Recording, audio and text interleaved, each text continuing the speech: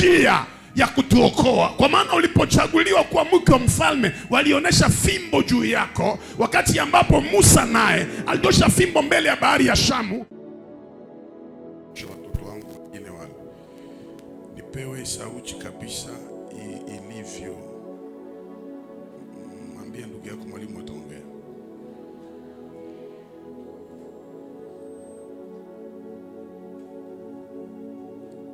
Kitabu cha Mwanzo sura 4 mstari wake wa kwanza.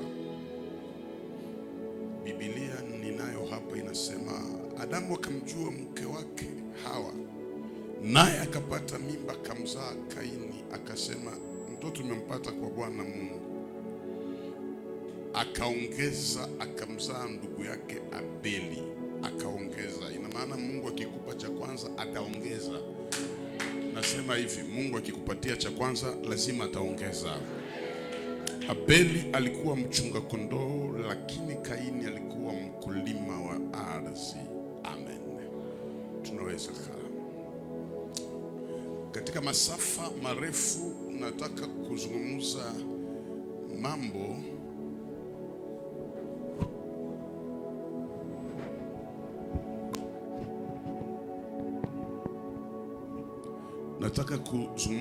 mambo tano ambayo Mungu hawezi fanya. Shika ndugu yako umwambie kuna vitu Mungu hawezi fanya. Labda utashindwa kunielewa kwa mwanzo, lakini leo nimekuja na ujumbe wako ambao inataka kukuonesha kwamba viko vitu vingine ambavyo hata Mungu hawezi kuvifanya. Na kama kuna vitu Mungu wa mbinguni hawezi kufanya, manake pia na sisi kuna vitu hatuwezi kuvifanya. Ndio maana masikio yako iwe hapa kabisa. Maandiko yanasema Mungu anaumba mbingu na nchi, anampa mwanadamu bustani ya Eden. Bustani ya Eden, anamwambia Adamu uilime na uitunze. Ina maana kwamba chochote Mungu atakachokupa kuna kazi lazima ukifanyie. Watu wengi hawajui kile kitu. Mungu anasema utailima na utaitunza. Mungu hakumpa bustani ya Eden iliyolimwa. Mungu hakumpa bustani ya Eden iliyotunzwa. Mungu alimpa bustani. Mungu anaweza kupatia mwanamke, lakini Mungu hajamtengeneza bado. Mungu anaweza kupatia mwanaume, lakini Mungu hajamtengeneza bado. Mungu anaweza kupatia huduma, lakini Mungu anaiacha wewe ndio utafanya nini? Utaitunza na kuilima. Mungu anaweza kupatia kazi, lakini bado Mungu hajaitengeneza. Mungu anakupa, kinachofuata kutengeneza ni wewe. Mungu anaweza kupatia watoto, sawa, lakini malezi ya watoto ili wasome mahali pazuri ni wewe utawalinda na kuwatunza. Magumu tulionao ni kwamba baada ya Mungu tupatia tunamwachia vyote, lakini Biblia inasema kwamba Mungu akasema bustani hii utailima na utaitunza. Hakikisha kutunza, hakikisha kushika, hakikisha kutekeleza chochote Mungu alichokuambia. Mungu anaweza kupatia marafiki wazuri, lakini ni wewe ndio utajua namna ya kuitunza. Kazi ya Mungu ni kutupatia, lakini kazi yetu ni kutunza. Mungu haitake wanaokamilika, lakini Mungu anakamilishaka aliyowaita tayari. Mungu hata kupatia vilivyokamilika, lakini uwezo wa kuvikamilisha inakaa ndani yako. Kwa hiyo Adamu akaanza kuilima bustani na akaanza kuitunza bustani ya Edeni. Katika matunda Mungu aliyoweka ndani ya bustani, akamwambia Adamu, unaweza kula yote, lakini hii ya katikati ya shamba usile. Katika baraka zote za Mungu kuna vitu atakukataza. Geukia ndugu yako mwambie, ukitaka kuishi maisha marefu kuna vitu lazima ukatae.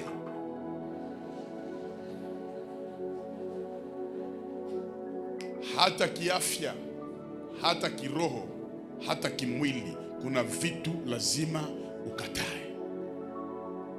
Haleluya. Walisha kuambia uko na tension kwa mfano, alafu anakuambia ukatae chumvi. wewe unaanza kuongeza chumvi na pilipili, tutakuimbia dunia maua maua. Kuna vitu lazima ukatae. Unataka kujenga nyumba hii mwaka, katala kwenda kwa restaurant ya share. Kuko fasi mimi nilishafika, unauliza pla chakula ngapi, wanakuletea menu, unaangalia pla chakula ya mwesher, wanakuambia ni $50. Mimi naambia mimi nashiba. Na mimi natoka, mimi naenda. Mmoja tulikuwa na anasema sasa mbona haukule? Mimi naambia mimi nashiba. Hawezi nipatia pla samunyu yapata hapa kwa $50 na mimi najua kwenye kwa 5000 francs. Maisha ni hesabu. Nawaambia vizuri tu hapa sikuli niko bien. Zamani sana kuna tajiri alipeleka kwa restaurant moja hivi. Vitu machakula venye si atujue, kwa vitu venye si atujue. Vya kutoka maosea viko sawa mabitu bitu. Oh, ça $25 plat moja. Nikamwambia tunipatie zangu. Mimi sitakula. Jua ni hautakula makreveti, naambia nipe franga yangu, wewe ukule, mimi niko mjeni. Maisha kama ufanye hesabu, utakia regrete nyuma na ushakula wenye upendaki. Ukitaka kuolewa hii mwaka, kwa rafiki yenye fo katali. Wewe peke unasema hii mimi naikatala. Ukipenda kupanda ngazi ya kiroho, wakusemea uongo lakini usikue ndani ya machafuko. Wewe peke unasema hii mimi naikataa. Usipokataa kitu kwa ajili ya Bwana, hautakubaliwa fasi utafika. Bwana akamwambia hii mti usile. Mena Mungu akaexagere akamwambia hivi, siku mtakula tunda mtakufa. That is powerful. Manake haitakuwa tunda lakini itakuwa sumu. Chochote Mungu alichokukataza hata kikuvutie macho ni sumu. Siku mtakula mtakufa. Hapo mfuate vizuri. Akusema siku mtakula mtakufaka. Anasema siku mtakula mtafanya nini? Mtakufa. Manake pale. Donc ile ndio wanasema kwa kwetu poison ya direct. Mwanamke tu na buyuwai yake, kama alikuwa anahangaika wapi, haikuwa analima kule kwa kuna tembea ndio nakutana na nyoka, wanasalimiana na nyoka, wanaanza ongea. Nyoka anamuonesha kama unaona hii tunda Adamu naikula hamtakufa. Maandiko yanasema chini hivi, aseme mwanamke alipoyaona kwamba ni mazuri kwa macho akakamata tunda. Kuna ufunuo pale. Nyoka alimuinfluence, mais aussi kulikuwa pare ya mwanamke kusede kwa influence ya nyoka. Listen, abawezi influence mtu mwenye kuna position. Ukiona bana influence mtu na nageuka mtu mubaya kwako, manake naye alikuwaka mubaya. Biblia iseme ni nyoka njo ile kamata tunda kaikata. Iko na mikono nyoka? Hapana. Donc mwanamke kwanza, njo vile tulienda nabo kule kunganda, mbo wakaleta maprimusi pale. Wakasema sasa mimi nikuye, nikasema hapana sikunywake. Njoo wakasema sasa kama sikunyi manake niko mtu mbaya. Njoo nikasema na mimi njoo tucha tu mihali. Unipatie tu budo. Uko mlevi. Uko mlevi. Hawezi kuinfluence mkitu yenye hautaki. Basi pata kuinfluence leo uache Yesu manake upendake Yesu. Mata kuinfluence leo utukane mtumishi wa Mungu manake uko nasema si utukane watumishi wa Mungu. Baki kuinfluence manake naona vipendaka. Nyoka akaleta, akaongea naye, mwanadamu anakata tunda, anakula, anaipelekea mume wake. Wakati Adamu anakula tunda, wapendwa katika Bwana, kiukweli alipashwa kufa pale pale. Mais nibaulize question, est-ce que Adamu alikufaka? Wahubiri wa uongo wanasema alikufaka kiroho. Hapana, haikuwa vya kukufa kiroho. Mungu alisemaka siku nakula tunda unakufa. Ni kiroho, ni mambo ya kimwili. Jukuku watumishi ya mingi biko na shida leo. Anaweza ita vilema mkanisa sana baombea mnashindwa pona, aseme mlipona kiroho. Kilema ifua apone kimwili.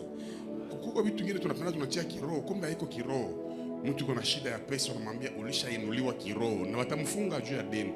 Wakati fulani lazima kuamini kwamba sina lazima ya kiroho, kiroho iko ndani sione, na kimwili lazima ionekane. Hakukufa. Biblia inasema hivi, walikula tunda wakajikuta wako uchi. Na mwingine anainterpretia anasema ile kujiona uchi maana walikufa. Hawakukufa, paske haikukuwa mauti ya roho, ilikuwa mauti ya mwili. Na mimi nawaza ningelikuwa bustani ya Eden, ningelikuja kumuuliza Mungu, wewe ulisema siku watakula tunda watakufa, mbona wanaikula na wakukufe? Mungu akaniambia, Gabriel, kuna vitu siwezi fanya mbele. Kuko ahadi ya kusema watakufa, kuko ahadi inasema watazaa na kuongezeka, watatawala. Sasa nikiwaua hawa, nani atazaa na kuongezeka? Katika Ufunuo mkubwa, maana yake ahadi ya kuzaa na kuongezeka ilizuia ahadi ya mauti ambayo ilikuwa mbele yao. Mkono wangu nauweka juu, natabiria watu 500 asubuhi ya leo.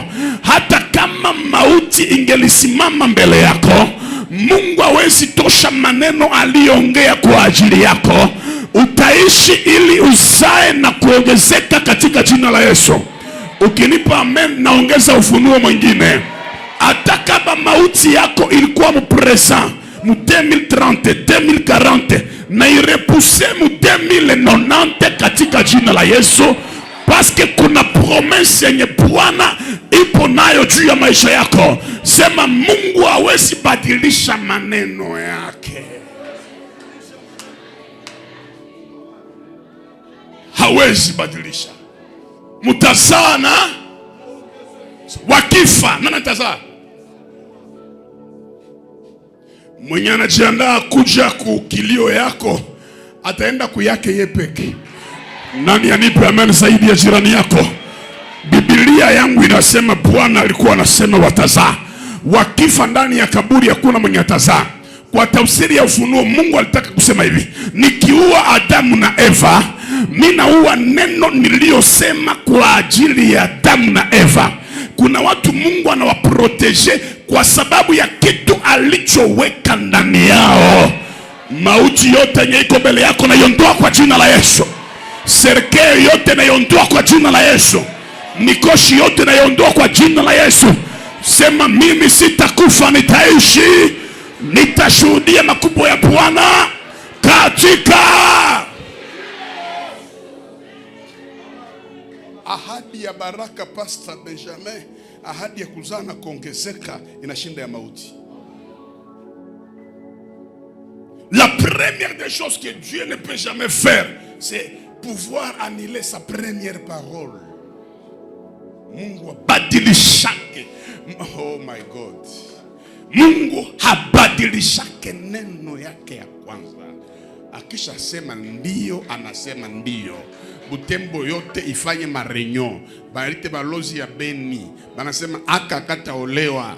Banaita balozi ya Mangina, Mungu anasema kuitika kukatala ataolewa. Bwana akisha sema neno, anasema neno. Mwaka ministeri tunataka izimisha, Mungu anasema naenda iwasha tena zaidi ya kawaida. Mungu akisema neno lazima itatokea. Sema, Mungu hawezi badilisha alichokisema. Situation presente ya leo isisumbue akili yako. Wanse jiuliza, pourquoi inanifikia Baba? Mbona ukuniambiaka hivi? Iko mwaminifu. Alichokisema atakitimiza. Mena ya ni convaincre zaidi ya kawaida. Hapa kuna des choses. Ya kwanza, akarepuse mauti mbali. Adam anakula tunda iko na 430 ans.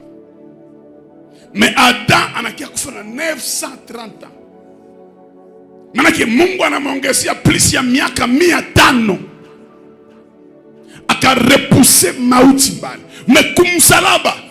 Mwisi mwanaambia Yesu hivi, siku takapokuja usinisahau katika ufalme wako.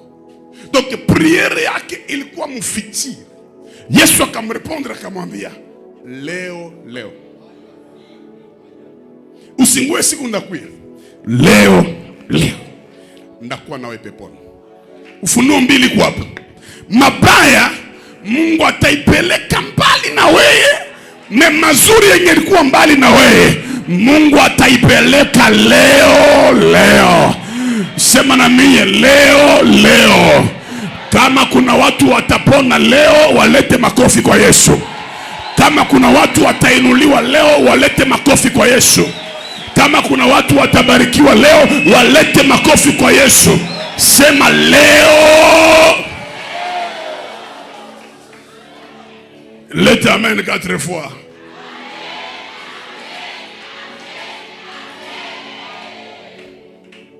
Tuko hapa.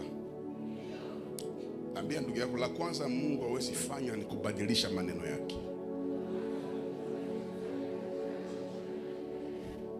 Mungu d'accord na mimi. Mungu haiko sawa fiancé wa criser.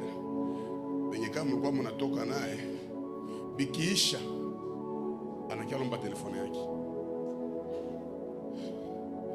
Anakuambia Kaindo,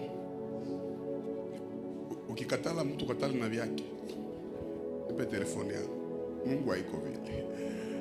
Akitoa, akiwapa, hageuki. Mungu akikupa, anakupa. La pili Mungu hawezi kufanya ni ufunuo mkubwa sana. Siku moja Noa analewa pombe. Mtoto wake mmoja anakuja anachungulia utupu wa Noa. Anatoka anaenda kuelezea ndugu zake, anasema mzee analewa na nimeona utupu, mkie muone. Mabaya au laana haikukuwa kuona utupu ya baba. Wasikufundishe vile. Kuna mtu anaweza kukuruhusa, unashakuona utupu ya mama yako, unalainiwa. Kunaweza kuwa circumstance ya kuiona amo na sikutaka. Kunawezekana kuna shangazi wa mlozi mwanza kia kwambia anavula manguo sana kufulamia akulaanie. Muangalie mzuri tu, mwambie mimi sitalainiwa, amenisha kuona. Wewe njoo unakoma. Kuna kwa watu wanawazaka biko na maisha yako. Aliona utupu ya mama. Sasa kama sasa vile tulikuwa msalo tunakala kikwembe mama ikufunga mzuri na anguka. Mimi ndio nilimwambia ianguke. Kuko ma circumstances fulani zenye unaweza ona ama utupu, hakuna ya malaana. Tosha ile mafundisho ya mapepo mkichwa. Laana ya huyu ndugu ilikuwa ni kwenda kueleza utupu. Mungu ananisikia vizuri. Kwa voisin mwambie, kama utachukia mtu, usimchukie wewe peke mpaka unielezee. Kila fasi faiblesse iko. Kila fasi shida iko. Na kuna mtu anaweza ona na ananyamaza. Na kuna mtu mwenye akiona anapenda influence wengine bote. Njokoze ya ile laana. Noa alipotoka mbulevi yake akalamuka, akasema kuko mwalimchungulia. Baba atakuwa dhaifu, atalamuka siku moja. Akaita watoto wake Sham, Ham na Jafet. Sham alimchungulia, nafikiria kamshomisha paka, akasema kuja hapa, nataka nilaani. Anaona mwenye alimchungulia ni ule Sham au Ham samani, kuliko laani aliyemchungulia. Anasema hivi, na laani Kanani. Kanani alifanya nini? Kanani amumjue. Kanani ni mjukuu wa Noa. Kanani ni mtoto ya mwenye alimchungulia. Kanani hana kosa kanani ya kuona hakukuwa na wakumwelezea. Ule baba kuliko laani mtoto wake, analaani mjukuu. Mjukuu amekosa nini? Na mimi unajua nataka kupekua maandiko sana, tafuta nijue nini ilikuwa mkichwa wa Noa. Alikuwa ngala nalewa, au alikuwa na roho mbaya, au pourquoi asilaani mtoto? Kwa sababu wakati walitoka msafina baada ya gharika, Noa akajenga madhabahu, akaweka zabihu. Mungu akafurahi. Mungu akafungua kinywa akasema hivi, Noa, nakubariki wewe na watoto wako. Katika Ufunuo manake hata ule mtoto mwenye aliona utupu naye alikuwa tayari alishabarikiwa. Ndio maana Noa hawezi tosha baraka ya Mungu ili aweke laana pale, kwa maana alikuwa tayari mubarikiwa. Na Biblia inasema akisema atakubariki hakuna atakaye ziwia. Ukinipa amen, mimi natangaza hivi, kila baraka iliyowekwa juu ya maisha yako, laana haitaiondoa juu ya maisha yako. Kila baraka Mungu alisema juu yako, faiblesse yako haitaiondoa katika jina la Yesu. Bwana akikubariki, watu hawatatosha ile laana. Dieu ne peut jamais remplacer une bénédiction par une malédiction. Jamais. Mungu akibariki, anabariki. Ukibisha muulize ule Balaam, alipenda kuilaani Israeli. Mungu alimwambia nini? Hauwezi ukalaani kitu ambacho nilishobariki. Wasalimu watu watatu, waambie vile, hauwezi ukalaani kitu ambacho Mungu amebariki.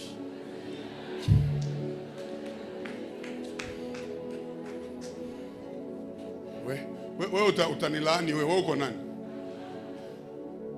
Unakia hapa asubuhi, unatoa masadaka zako, unaomba, unafanya mafungo, kisha mtu tu mmoja hivi mwenye aiwe Mungu, wewe nafunga maisha yako. Afunge ya tate yake, hata funga yako. Wewe mwambie ya tate yako ndio nafungwa. Nafunga, nishaomba, mimi najazwa, naenda kwa hospitali. Tunaona ndio vile mtumbu yako, hamna mtumbu. Ya nani hamna mtumbu? Chakula ilipita wapi? Kwa na imani. Ni mfano ile mimi nakupatia. Mungu hawezi remplacer baraka aweke laana. Mungu ni mwaminifu. Kuna mtu aseme amen. La troisième des choses kenye Mungu hawezi fanya. Israeli wanafanya utumwani miaka 430. Wanaomba, wanafunga. Siku Mungu alikuja, anasema hivi, nimesikia maombi yao, nimeona kilio chao, nimeshuka ili niokoe kwa sababu ya agano niliyoifanya na Ibrahimu. Nimekumbuka. Mungu ninayemtumikia hawezi sahau agano aliyofanya na mimi. Hawezi sahau sacrifice zako. Okay, ngoja nikupatie example. Siku ulifanya jeûne ya 30 jours ulikumbukaka. Mais jeûne ya année passée hawezi kumbuka tena. Siku ulitoa $10 ulikumbuka. Mais $10 ya année passée haukumbukake tena. Lakini yeye anakumbukaka. Mungu wako wake grand. Mungu anawajua walio wake. Kila shinjo wanadamu, shi tunasahau waka. Mimi unza naandikia message kwa telefone na mimi naiona na mimi nasahau. Ayakufikiaka mtu mwingine hapa? Unaweza waza mtu kuna kiburi. Aliona ile message, kumbe sawa wewe uliandika message alikuwa mwapeli. Na sana kia anasahau kama après 5 jours message ya Zuena. Mbona sijajibia Zuena? Sio unajibia Zuena? Asibashashiba kabisa. Mtu ayashiba, mtu anasahau. Mungu ndio mwenye asahau wake. Mtu anaweza kuprometre kitu na anasahau. Mungu hawezi sahau. Mungu hawezi. Wanadamu wanaweza sahau. Wanadamu zampatia leo $10, $5, $20, kesho anakuambia ushaka nipa. Surtout banamke na conseiller wanaume, kama unataka kuwa unapatia wanamke franga, atoto mpatia $100. Usikosaki mpatia 100 francs. Juu siku mtakwambia katoa au yani mpaka hata 100 francs. Bana sema ka vile. Donc atoto patia mwanamke $100. Tafuta ngapi? Juu ataisema. Ase wewe depuis niko na wewe. Au yani mpaka hata 100 francs. Mimi ile ndio secret yangu sasa depuis leo. Nakupa $100 naka. Juu utasema. Me baba asa hapo aki. Vile uliacha kitanda asubuhi unakuya hapa. Baba sahau. Anaandika tena anasema malgré ma vita tena iko pale. Vile ulijima transport ukaitoa. Ukalisha mjane na yatima. Baba anaandika tu. Vile uko naepuka maisha ya zambi. Mungu anaangalia anasema. Vile ulisamehe waliokukosea unasema mimi nawasamehe tu. Mungu anaandika. Kuna mtu aseme amen. Mungu anaandika. Mko na neema sana. Kwa sababu isemeni mtafundishiwa sana. Vile tu Mungu alikufanya akupe uzima na pumzi uonekane mwa hii program. Hata ukuwe mgonjwa wa hii haitakuua ile magonjwa. Nimekuja kutangaza habari njema kwako. Mungu hawezi sahau. Mungu anakumbukaka. Ndio maana Ezekiel alimwambia Baba, kumbuka nilivyotembea mbele yako. Na Mungu alikumbuka. Weka mikono juu, sema kwa jina la Yesu. Jehova nisaidie. Kumbuka nilivyotembea mbele yako. Rehema zako ziwe juu ya maisha yangu. Katika jina la Yesu. Et la quatrième des choses, c'est tellement profond. Dieu ne peut jamais échouer. Ambia ndugu yako, mwambie Mungu hawezi. Ni sisi wanadamu ndio tunafanana kushindwa, lakini Mungu. Nilikuwa na mkutano mustade, wakaniambia dilema ilikuwa mingi leo. Nikasema okay, nitaviombea na vilema itatembea. Nikaenda angukia kwa kilema wa mubaya. Kuna vilema wabaya, na mwenye ananivunja moyo sana ni garde wake. Alikuwa analala pale vile kubashe. Nilikuwa na imani kabisa. Nikashuka, nikaanza maombi na nyorosha miguu. Utatembea leo, mishipa inyoroke. Garde ananiambia masikio, acha tu. Huyu kwa hivi 14. Kisha akanambia na iko na machuma. Machuma ndio na yala mwili mzima, tafuta mwingine kilema. Batu ni babaya. Imani yote nilikuwa nayo.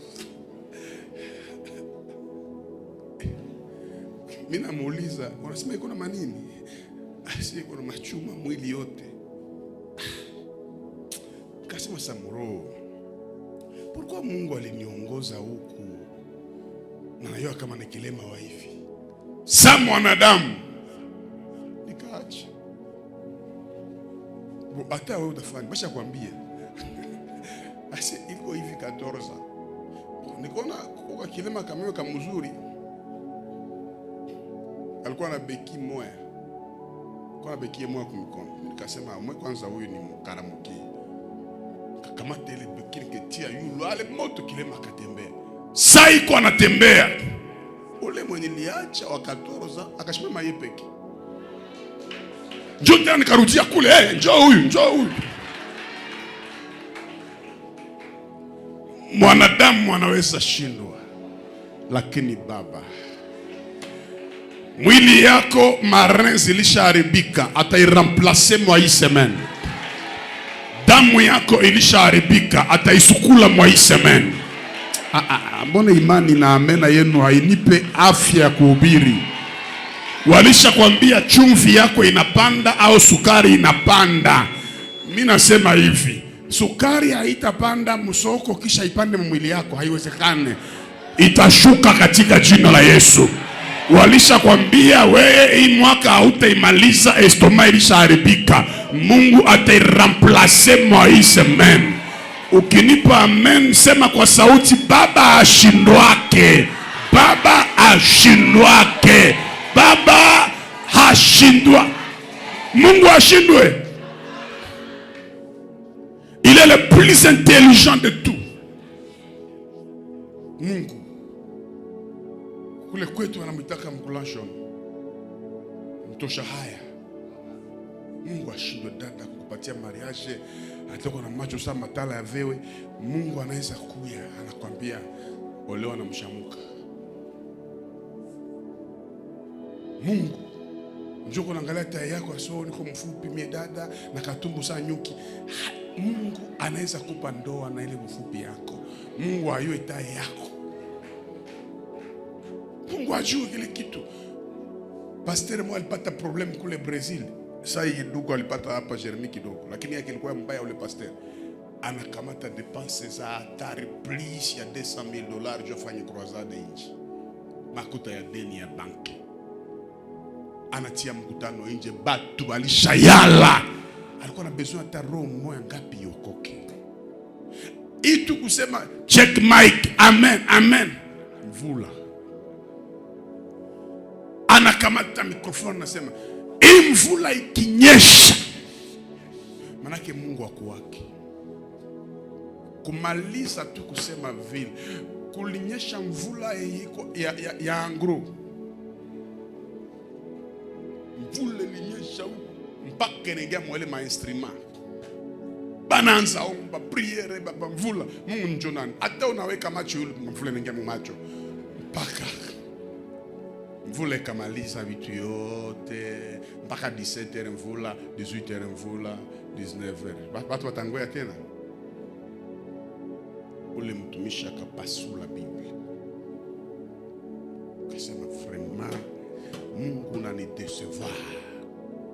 Anaanza rudia kwake kwa nyumba. Anaona wazee ya ile kijiji barakia mulalamikia mbarabara na ba mama. Ase unakuwa mtumishi wa Mungu wa kweli kabisa. Sasa nilifanya nini? Aseme wakati nilikuwa kule kumkutano, ilikuwa kama 14h hivi, tunaona nyumba yako inawaka moto. Tunakosa mai, kulikia mvula inatuyaonaka. Mvula ilikuwa inazimisha ile.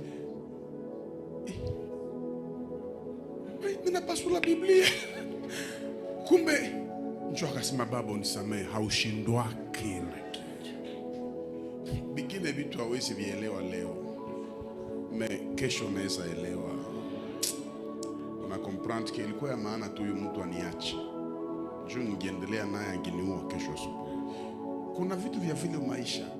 Kuna wakati Mungu anaweza kufundisha kitu akupeleke mnivo ingine. Wangapi wanaamini kwamba Mungu ashindwaka?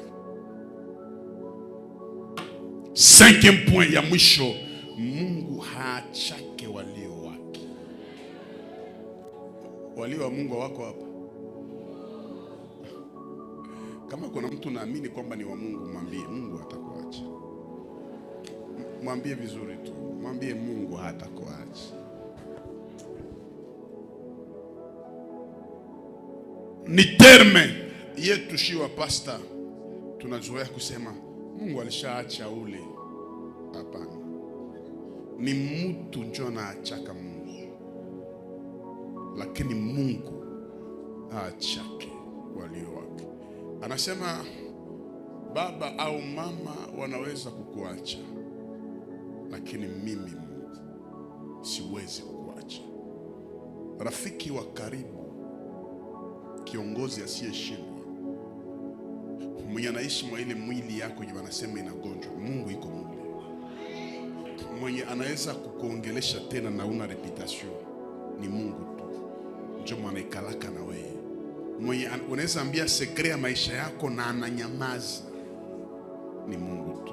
Njoo naweza ongea naye na nasema mwanangu usiogope, tutajere ile situation bien. Mnaweza kuona lomba kila siku na hata choka, ni Mungu tu. Mwanadamu unalombaka akiona tu apele yako anataka lomba tena. Lakini Mungu yeye anakuambia ombeni nanyi mtapewa. Donc hawezi choka. Mungu haachake walio wake.